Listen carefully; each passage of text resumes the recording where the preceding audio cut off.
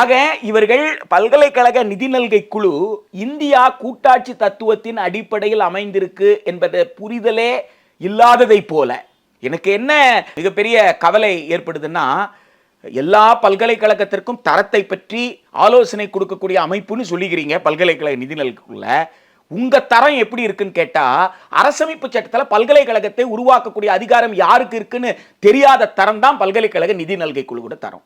ஒரு 10ஆம் கிளாஸ் பையனுக்கு தெரியும், 12ஆம் கிளாஸ் பையன் யாரெல்லாம் சிவிக்ஸ் படிக்கிறாங்களோ, பொலிட்டிக்கல் சயின்ஸ் படிக்கிறாங்களோ, யாரெல்லாம் கான்ஸ்டிடியூஷனல் ப்ரொவிஷன் படிக்கிறாங்களோ அவங்கெல்லாம் போயிட்டு there are two governments, one union government, one state government யார் படிப்பாங்க? 6ஆம் கிளாஸ் பையன்ல இருந்து எல்லாரும் படிப்பாங்க. 10ஆம் கிளாஸ் பையனை கேட்டா சொல்லிட்டு போயிடுவான். ஒரு 10ஆம் கிளாஸ் பையனுக்கு தெரிந்த விஷயம் கூட 2 அரசுகள் இந்தியாவில் இருக்கிறது, இரண்டும் இறையாண்மை பெற்ற அரசுகள்.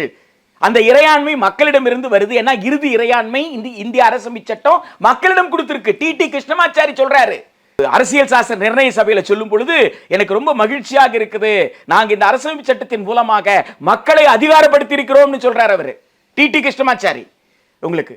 ஆனால் அம்பேத்கர் தெளிவுபடுத்துறார் அந்த விஷயத்தை. மாநிலத்திற்கு கொடுத்த அதிகாரம் என்பது அரசமைப்பு சட்டத்தால் கொடுக்கப்பட்டதை தவிர ஒன்றிய அரசால் கொடுக்கப்படல. எனவே மாநில அரசுக்கு கொடுக்கப்பட்ட அந்த அதிகாரம் வேறு யாரும் பறித்து விட முடியாது.